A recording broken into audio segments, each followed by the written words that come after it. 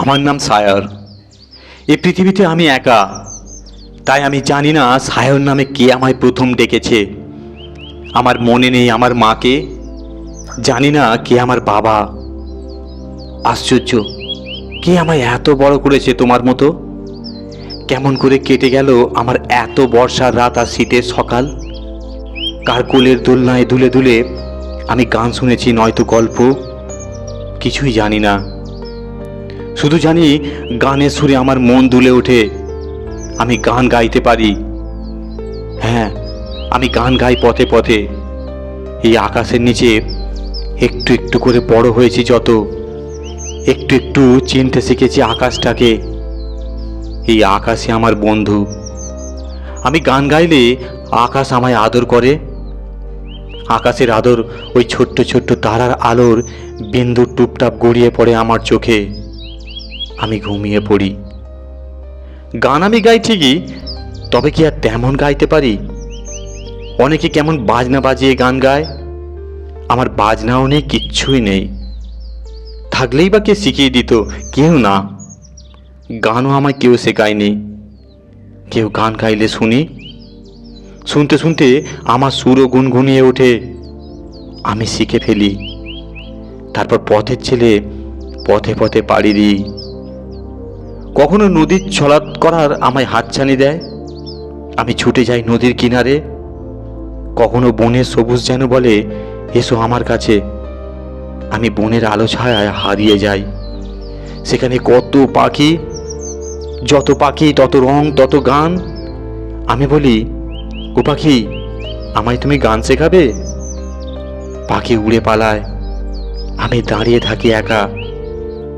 তারপর চমকে উঠি যখন কানে আসে ঘন্টার শব্দ। বন ডিঙিয়ে আমি আবার ছুটি। ছুটতে ছুটতে দেখতে পাই কত বলদ চলেছে দলে দলে। তাদের গলায় ঘন্টা, তাদের পিঠে টাটকা আনাজ, নয়তো মশলাপাতি বস্তা বাঁধা। কত মানুষ আগু পিছু হাঁটছে, কারো মাথায় চুবড়ি ঝুড়ি গুড়ের কলসি, কারো কাঁধে মন্ডা মিঠাই দইয়ের হাঁড়ি, ধুতি শাড়ি রংবাহারি। ওরা হাটে চলেছে, আমিও ছুটি ওদের দলে, যাই হাটে। সেদিনই হাটে যে গায়ে, সেদিনই যাই সেই গায়ে, গান গাই। এমনই এক হাটের দিন আমি আনমনে গান গাইছিলুম গাছের গায়ে হেলান দিয়ে। কে এক ভদ্রলোক কখন যে থমকে দাঁড়িয়ে আমার গান শুনছিল আমি খেয়াল করিনি।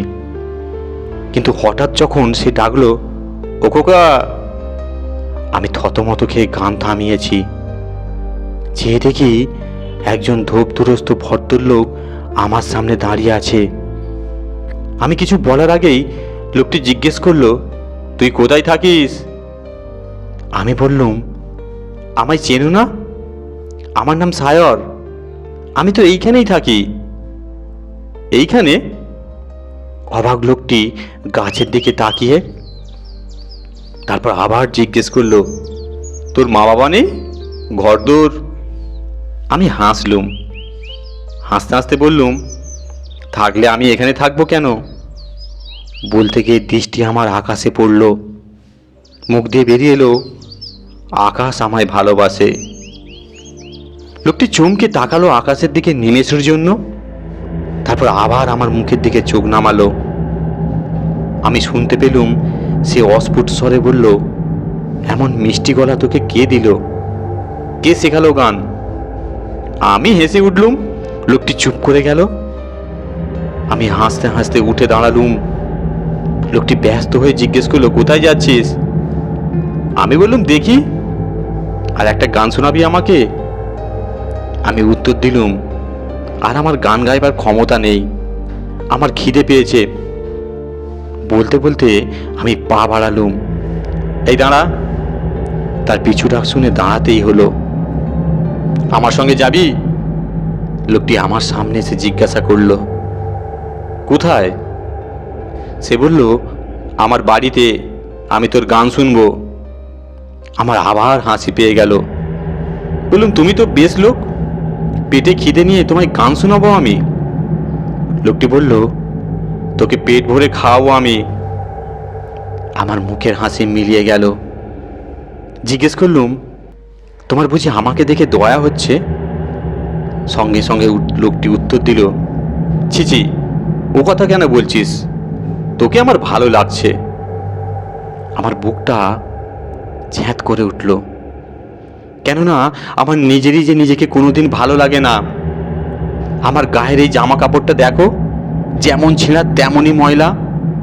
আমার মুখের ছিঁড়ি যে কতটা সুচ্ছিরি আমি জানি না। নিজের মুখ তো আর নিজে দেখতে পাই না। অবশ্য আয়না থাকলে অন্য কথা। তবে আমার মুখের ছায়া আমি জলে দেখেছি অনেকবার। তাতে যে ছিঁড়ি বিচ্ছিরির কি বুঝবে মানুষ? কিন্তু আমার পা দুটো দেখো, ধুলোয় ভর্তি, আর মাথার চুলে যেন কোন জন্মে তেল পড়েছে সে এক ভগবান ছাড়া কেউ জানে না। তাই এই ভদ্রলোকটি আমাকে দেখে যে কেমন করে ভালো লাগলো ভেবে আমি অবাক হয়ে যাচ্ছি। তার মুখের দিকে হতবাক হয়ে তাকিয়ে দাঁড়িয়ে থাকলুম। হয়তো আমার অমন করে চুপচাপ দাঁড়িয়ে থাকতে দেখেই লোকটি আবার জিজ্ঞেস করলো, যাবি না? সত্যি বলতে কি, তার মুখখানা দেখে লোকটিকে সন্দেহ করতে আমার কষ্ট হলো। তবু তাকে জিজ্ঞাসা করলুম, আচ্ছা ধরো তোমার বাড়িতে এক পেট খেয়ে আমি যদি তোমাকে গান না শোনাই? লোকটি হেসে উঠল, হাসতে হাসতে বলল, না শোনালে আমি আর কি করব? আমাকে মারবে না তো? তোমাকে কি বলবো, আমার মুখে এমন একটা কথা শুনে লোকটি আমায় জড়িয়ে ধরল। আমার এই ময়লা পোশাক আর নোংরা চেহারা দেখে তার একটুও ঘেন্না হলো না। আমার মাথায় সে হাত রাখলো, আদর করলো। আমার চোখে জল এসে গেল। আমি চিৎকার করে উঠলুম, আমি যাব, তোমার সঙ্গে যাব, আমি তোমায় গান শোনাবো। তারপর আর কিছুই বলতে পারিনি। আনমনে হাঁটতে হাঁটতে তার বাড়ি পৌঁছে গেলুম। তখন বেলা পড়েছে। বাড়ির সামনেই গেট। ঠেলা দিয়ে গেট খুলে লোকটি আমায় ডাকলো, আয়। বাড়ির ভিতরে ঢুকেই আমি ভ্যাবাচ্যাকে খেয়ে গেছি। বাড়িটা মস্ত একটা প্রাসাদ যেন। আমি অবাক হয়ে জিজ্ঞেস করলুম, এটাই তোমার বাড়ি? হ্যাঁ। আমি ফ্যাল ফ্যাল করে চারিদিক দেখছি। বাড়িটা দোতলা। ঘরগুলো যেন এক একটা হল ঘর, পেল্লাই। অথচ আশ্চর্য, সব খালি। এত বড় বাড়িতে এইটুকু হইচই নেই। এমন খাঁকা করছে মনে হচ্ছে লোকটি বুঝি একাই থাকে বাড়িতে। লোকটি একতলায় দরদালান পেরিয়ে একটি ঘরে আমায় নিয়ে এলো। বলল, বাড়িটা আমার ঠিক নয়, আমার বাবার। আমি চকিতে তার মুখের দিকে তাকালুম। আমায় কিছু বলতে না দিয়ে লোকটি বলল, এইখানে বস। কি চমৎকার সাজানো গোছানো ঘরটা! কাঠের আসবাব, রঙিন ছবি, খাট বিছানা ঝকঝকে। বসতে গিয়ে নিজের চেহারা দেখে আমারই কেমন বাঁধো বাঁধো ঠেকল। বস, ভদ্রলোক আবার বলল। আমি নিজের পায়ের দিকে তাকালুম। ও পায়ে ধুলো। লোকটি হাসলো, বলল, ও আয় আমার সঙ্গে। সে আমায় কল ঘরে নিয়ে এলো। আমি পা ধুতে ঢুকলুম। অঢেল জল কল ঘরে। বেরিয়ে এসে আবার আমি বললুম, কাপড় জামাও তো নোংরা। সে বলল, তুই বস, আমি দেখছি তোর গায়ের একটা জামা পাই কিনা। বলতে বলতে ভদ্রলোকটি ঘর থেকে বেরিয়ে গেল। আমি এখন একা এই ঘরে। সবাই কেমন যেন অদ্ভুত লাগছে। ভাবলুম, সত্যি কি এত বড় বাড়িটায় ভদ্রলোক একা থাকে, আর কেউ নেই? ভালো করে সেটা জানবার জন্য আমার মন ছটফট করতে লাগলো, কিন্তু দেখা হলো না। ঘরের মধ্যে হঠাৎই এক বউ ঢুকে পড়ল। ঢুকেই থমকে দাঁড়ালো। আমাকে দেখে এক মুখ হাসি উছলে উঠল তার। হাসতে হাসতে বলল, ওমা, কি সুন্দর ছেলে। ভদ্রলোকটি একেবারে সঙ্গে সঙ্গে ঘরে ঢুকে বলল, ছেলেটিকে দেখেই তো তুমি সুন্দর বলছো বউ, তাহলে ছেলেটির গান শুনে তুমি কি বলবে? তাই নাকি? গান জানে বুঝি? তবে কি বলছি বলে লোকটি বউটির হাতে একটি জামা কাপড় ধরিয়ে দিয়ে বলল, দেখো ওর হয় কিনা। আমার আর বুঝতে বাকি রইল না এই বউটি ভদ্রলোকেরই বউ। জামাটা হাতে নিয়ে ভদ্রলোকের বউ আমার কাছে এগিয়ে এলো। আমার নোংরা জামাটা আমি নিজেই টানামানি করে খুলে ফেললুম। নতুন জামাটা গায়ে দিতেই আমি কেমন জানি নতুন হয়ে গেলাম নিমেষের মধ্যে। তারপর নোংরা কাপড়টাও যখন পাল্টে ফেললুম, তখন আমি আমাকেই চিনতে পারছিলাম না। বাহ, ঠিক হয়েছে, একেবারে ধূপধুরন্ত বাবুটি বলে হা হা করে হেসে উঠল ভদ্রলোক। হাসলো তার বউ। সেই লম্বা চওড়া ঘরটা হাসির শব্দে গম গম করে উঠল। খুশিতে আমারও হেসে উঠতে ইচ্ছে করছিল, কিন্তু পারলুম না। কেননা তার বউ হাসতে হাসতে জিজ্ঞেস করলো, তোর নাম কি? সাহেব। বাহ, যেমন সুন্দর ছেলে তেমনই সুন্দর নাম। কে রেখেছে? আমি বলতে পারলুম না। ভদ্রলোক তার বউকে বলল, সাহেবের কেউ নেই। ভদ্রলোকের মুখে আমার নামটা শুনে আমি চমকে উঠলুম।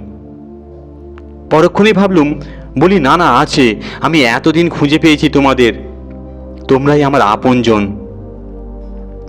কিন্তু না, সে কথা বলার সাহস হলো না আমার। বললে যদি অন্য কিছু ভেবে বসে, ভাবে রাস্তার ছেলের আসপাদ্দা তো কম নয়। কিন্তু হঠাৎ আমার ভয় ভেঙে দিয়ে ভদ্রলোকের বউ যখন বলল, আহা, তাহলে যে বড্ড কষ্ট রে তোর, তুই একা থাকিস। না, আজ থেকে আর তোকে একা থাকতে হবে না, তুই আমাদের কাছে থাকবি। চ, এখন খেয়ে নিবি, চ। তখন কিন্তু কোনো কথা বলতে পারলুম না। আমি হতভম্ব। তাদের সঙ্গে চুপচাপ কপা হেঁটে খাবার ঘরে ঢুকে পড়লুম। কি ছিমছাম খাবার ঘরটা, পরিষ্কার তকতকে, মখমলের আসন পাতা, ঝকঝকে থালা ভর্তি কত রকমের যে খাবার, আমি নামই জানি না অর্ধেকের। তা নাম না জানলেই বা কি। তখন খিদেই পেট ছুঁই ছুঁই করছে, রাক্ষসের মতো গপ গপ করে চেটে পুঁটে থালা সাফ করে ফেললুম। আহা, কি স্বাদ! অমন রান্না আমি আজ অব্দি মুখে পর্যন্ত দিইনি। খাওয়া দাওয়া শেষ হলো, বেলা আরও পড়ল। আমি ফিরে এলুম আবার সেই ঘরেই। ভদ্রলোকটি বলল, আজ থেকে তোকে আর গাছের নিচে থাকতে হবে না, তুই এই ঘরেই থাকবি। আজ থেকে তোকে আর পথে পথে গান গাইতে হবে না, তুই এই ঘরেই গান গাইবি। আজ থেকে তুই আমাদের ছেলে। ভদ্রলোকের বউ তার কথায় সায় দিয়ে আমার চিবুক ধরল। আমার বুকটা আনন্দে শিরশির করে উঠল। একটু পরেই আমি গান গাইতে শুরু করলুম। একটু পরেই সন্ধ্যের ছায়ায় আকাশ তার গায়ে ওড়না জড়ালো। আমি দেখলুম ভদ্রলোকের বউ ঘরে সেজবাতি জেলে দিল। তার শিখা ঝিলমিল করছে হাওয়ায়। আমি দুলছি গানের সুরে, আমার সুর প্রতিধ্বনি তোলে ঘরের একোণে ওকোণে। আমি বিভোর হয়ে যাই গাইতে গাইতে। আচমকা আমার বুকটা ধরপড় করে উঠল। আমার গান থামলো। আমি বিষম খেয়েছি। ওকে দাঁড়িয়ে ঠিক আমার সামনের ওই জানলাটার বাইরে। ভদ্রলোক আর তার বউ ব্যস্ত হয়ে আমার কাছে ছুটে এলো, জিজ্ঞেস করলো, কি হলো রে? আমি তখনও আসছি, উত্তর দিতে পারলুম না। ভদ্রলোক তার বউকে বলল, যাও যাও যাও, শিগগির এক গ্লাস জল নিয়ে এসো। প্রায় পড়িমড়ি করে ছুটে তার বউ আমার জন্য জল নিয়ে এলো। আমি ঢকঢক করে খেয়ে ফেললুম। কাশি থামলো, আমার বুকের ধরপড়ানিটাও শান্ত হলো। আমি আবার সামনের জানলাটার দিকে তাকালুম, কাউকে দেখতে পেলুম না। ইস, আমি আজ তো একটা গাধা। একটা বুড়ো মানুষ জানালার ধারে উঁকি মারতে দেখে ভয় পেয়ে গেলুম। ভয় পাবই তো, এই সন্ধ্যে রাতের আলো ছায়ায় তুমিও যদি সে মুখ দেখতে, আমি হলপ করে বলতে পারি তোমাদেরও বুক কেঁপে উঠত। কি বিচ্ছিরি চোখ দুটো, কোটরে ঢোকা ভাঙা চোয়াল, ছুটকো হাড় গিলিয়ে। তা নয় নয় নয় করে বয়সও যে অনেক হয়েছে। এক ঝলক দেখলেই বোঝা যায় আমার দেখে শুনে আর গান গাইবার মতো অবস্থা নেই। আমি শুয়ে পড়লুম। ভদ্রলোক আর তার বউ দুজনেই বলল, না, এখন আর গান গাইবার দরকার নেই, এখন একটু আরাম করে নে। এমন নরম বিছানায় আমি জন্মে শুইনি, কাজে এরকম বিছানায় শুয়ে আমার অস্বস্তি হওয়ার কথা। হলো তাই। বেশ কিছুক্ষণ এপাশ ওপাশ করলুম, ওই জানালাটার দিক থেকে চেয়ে থাকলুম। তারপর কখন যে ঘুমিয়ে পড়লুম নিজেও জানি না। অনেক রাত্রিরে আমার ঘুম ভাঙলো হঠাৎ। আমি ধরপড়িয়ে উঠে পড়েছি, দেখি চারিদিক অন্ধকার নিস্তব্ধ। আমার ঘরে কেউ নেই, আমি একা। সেজবাতিটাও নেই। সেজবাতির বদলে বাতিদানে একটা মোমবাতি জ্বলছে। তার ছায়াটা ঘরের দেয়ালে যতই কাঁপছে, ততই কত রকমের ছবি ফুটে উঠেছে এধারে ওধারে। হঠাৎ আমার দৃষ্টি পড়ল সেই জানালার দিকে। আমি বিছানা ছেড়ে সেই জানালার দিকে এগিয়ে গেলুম আলতো আলতো পায়ে।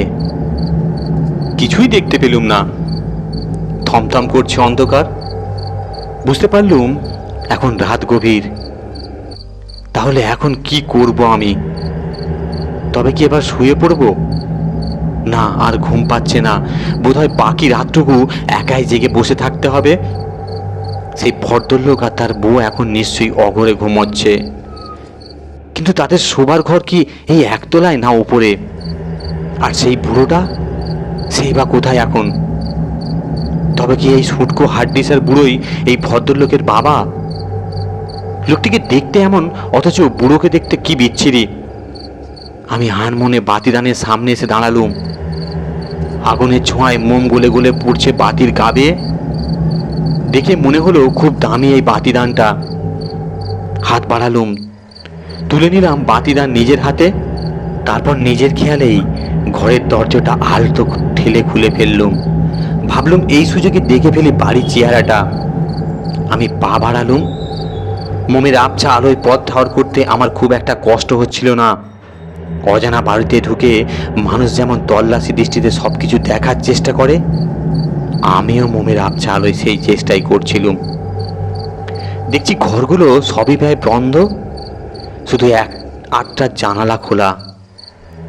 জানালায় উঁকি মারছি, কিন্তু মনের মতো কিছুই দেখতে পাচ্ছি না। তবে দরদালানে 2-1টা পাথরের মূর্তি নজরে পড়ল। দেয়ালে টাঙানো ছালের সঙ্গে বাঘের মাথা, তাও দেখতে পেলুম বড় বড় ছবিও। বোঝা যায় ধুলো পড়েছে। 2-1খানা বেঁকে ঝুলে আছে।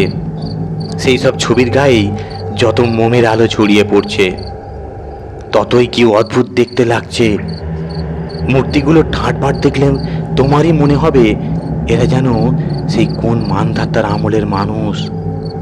আমার জন্মের যে কত বছর আগে, সে কি আর আমি বলতে পারি?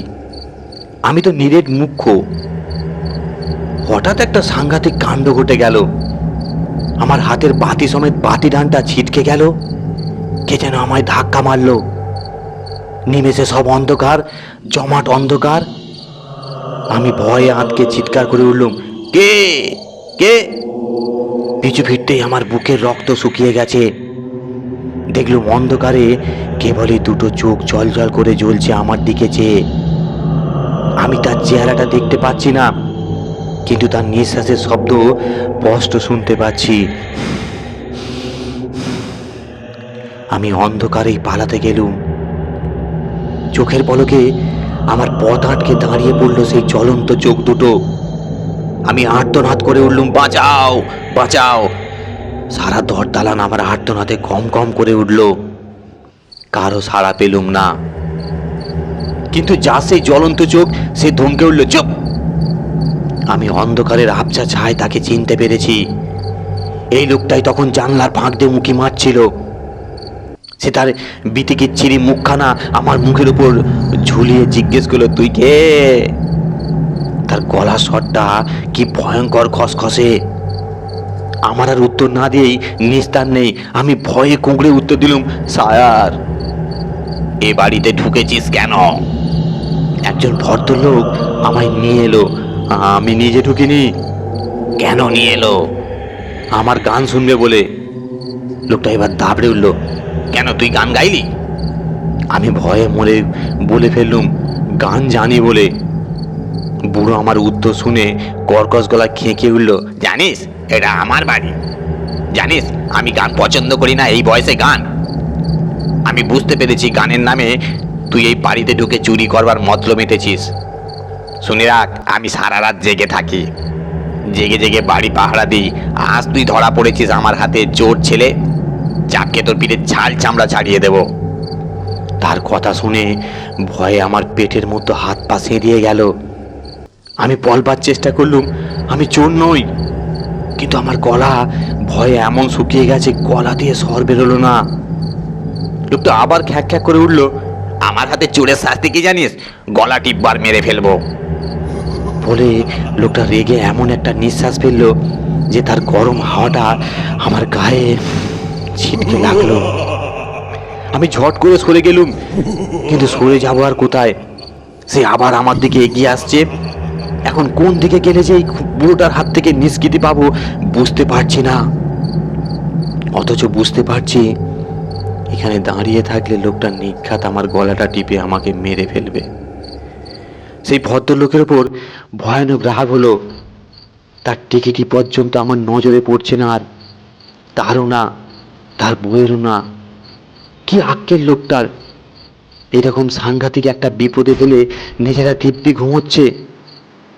কে জানে এটা সেই ভদ্রলোকেরই কারসাজি কিনা। গান শোনার নাম করে আমায় ভুলিয়ে ভালিয়ে ধরে এনেছে মারবে বলে। না, এখানে আর দাঁড়ানো নয়। আচমকা আমি ছুট মারলুম, কিন্তু পথ কোন দিকে খুঁজে পাই না। সুতরাং বুড়োটাও তেড়ে এলো। বুড়োটার তাড়াকে খাঁচায় বন্দি পাখির মতো হাঁক পাক করতে করতে আমি ছুটলাম সেই দর দালানের ভেতর দিয়ে। অন্ধকারে কখনো দেয়ালে ধাক্কা খাই, নয়তো হাতের বেড়াই। আমি যদি বাঁ দিকে যাই সেও যায় বাঁয়ে, আমি যদি ডাইনে পালাই সেও যায় ডাইনে।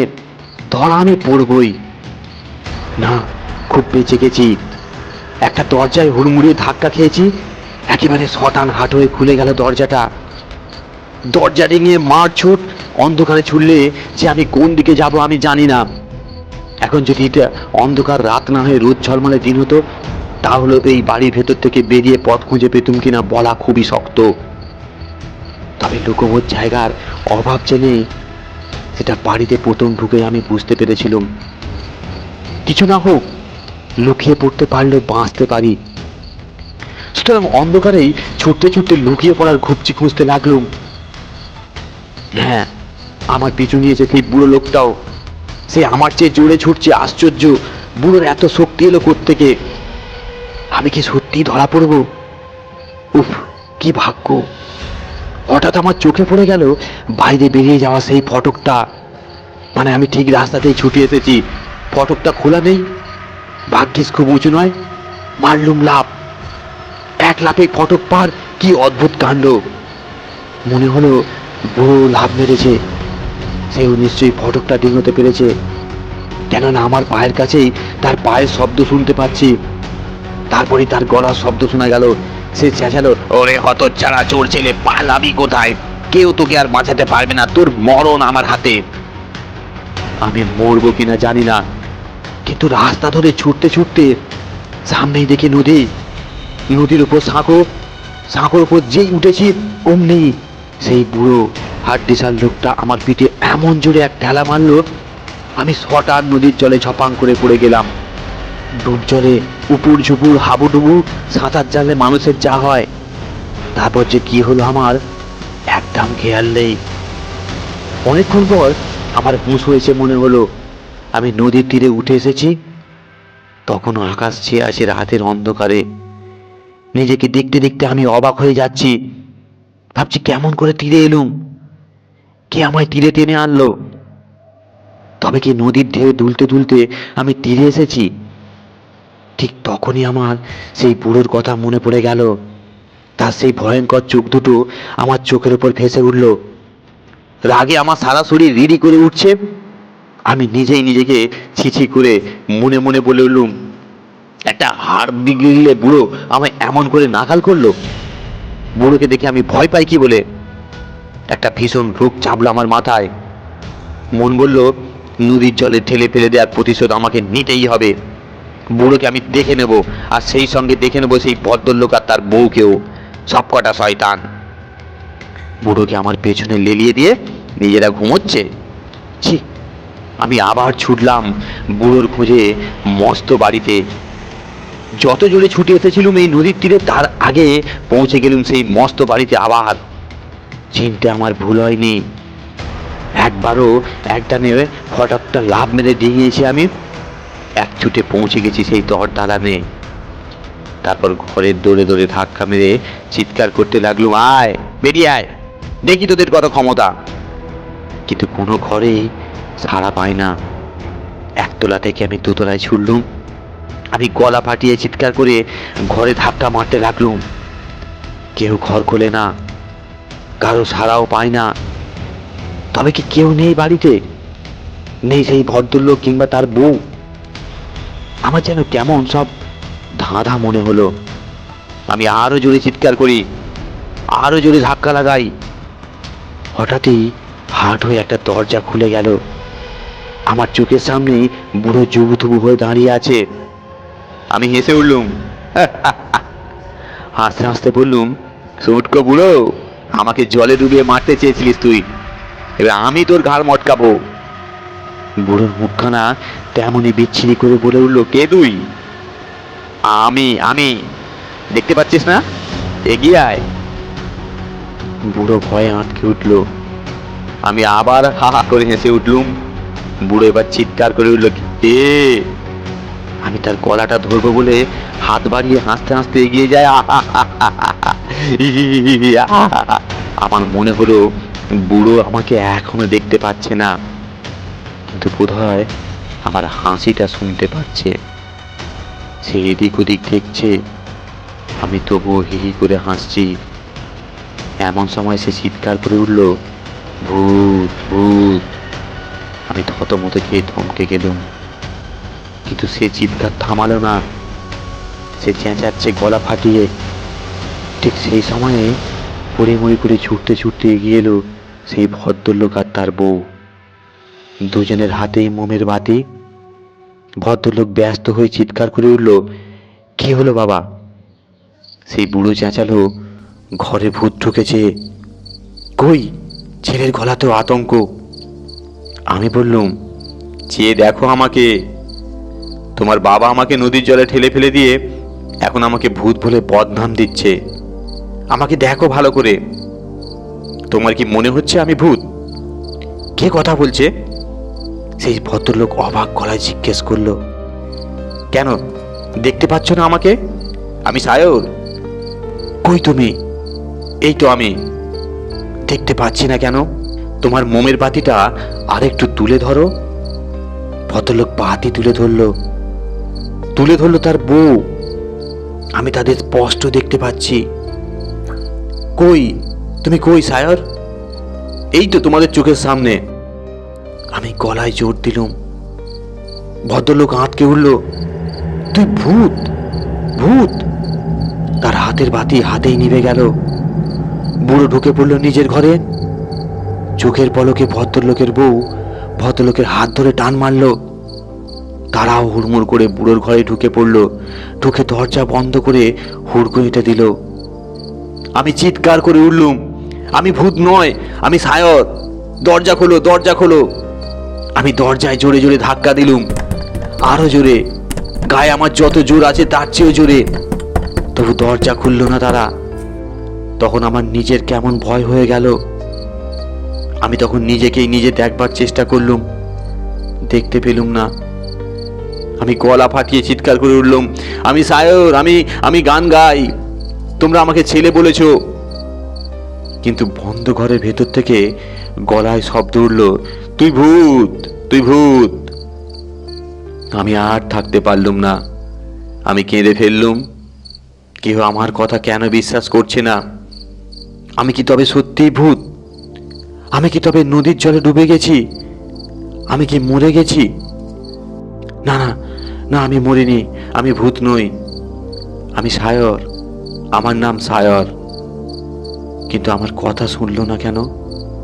আমি ছুটতে ছুটতে বেরিয়ে এলুম সেই মস্ত বাড়ির ভেতর থেকে। কাঁদছি, সকাল হয়ে আসছে, একটি দুটি পাখি ডাকছে।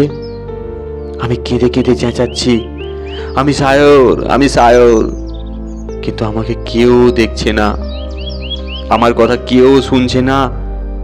এমনকি আমার ভালোবাসার আকাশ, সেও আমায় আর চিনতে পারছে না। ও আমার আকাশ, তুমি আমায় ভালোবাসো, ভালোবাসো, ভালোবাসো।